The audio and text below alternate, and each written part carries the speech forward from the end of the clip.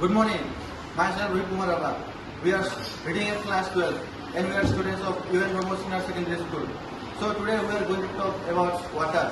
So pani হৈছে এক অপৰিহাৰ্য সম্পদ যাক এৰি কোনো জীৱই জীয়াই থাকিব নোৱাৰে।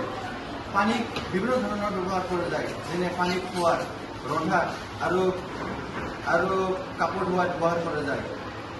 পানী অতি গুৰুত্বপূৰ্ণ যেনে পৰিৱেশত, কৃষিত আৰু মানৱ জীৱনত অতি গুৰুত্বপূৰ্ণ হয়। যেনে কৃষিত আমি খেতি কৰাত পানী ব্যৱহাৰ হয় আৰু মানৱ জীৱনত জীয়াই থাকিবলৈ পানী সদায় খাব লাগে। আৰু পৰিৱেশক ভৰা ভৰাকৈ ৰাখিবলৈ পানী ব্যৱহাৰ হয়।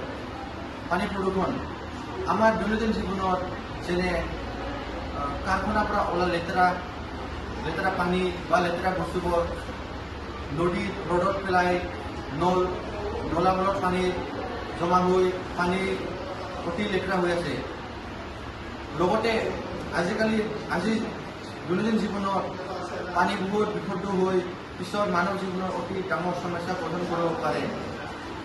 আমি জানো যে পানী কিমান মূল্যৱান, তথাপিও আমি পানী সংৰক্ষণ কৰাত সমাজ গঠা অতি গুৰুত্বপূৰ্ণ। পানী সংৰক্ষণ পানীৰ বিভিন্ন ধৰণৰ সমস্যা বস্তু আছে, যেনে আমি পানী সংৰক্ষণ কৰিব পাৰোঁ। যেনে জগ, ড্ৰাম, বাল্টিং আদি আমি পানী সংৰক্ষণ কৰিব পাৰোঁ। এনেকৈ কৰি লাহে লাহে অলপ কৰি আমি পানী সংৰক্ষণ কৰিব পাৰোঁ, যাৰ ফলত আমাৰ পিছৰ অহা জেনেৰেশ্যনটো ভাল হ'ব পাৰে। তো পানীৰ দ্বাৰাই জীৱন চলি আছে।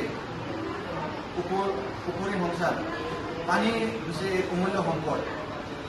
আমি জানো যে পানী কেনেকুৱা বিশুদ্ধ হৈ আছে আৰু কেনেকুৱা সংৰক্ষণ হৈ আছে, তথাপিও আমি এই দুটা কামত এতিয়া পিছলৈ আছোঁ। চ' আমি একেলগে মিলি এই পানী আমাৰ মাজত পানী লেতেৰা হৈ থকা আৰু সংৰক্ষণ কৰাটো আমি একেলগে মিলি চেষ্টা কৰিব লাগে যে আমি পানীক চাফা কৰিব পাৰোঁ। ধন্যবাদ।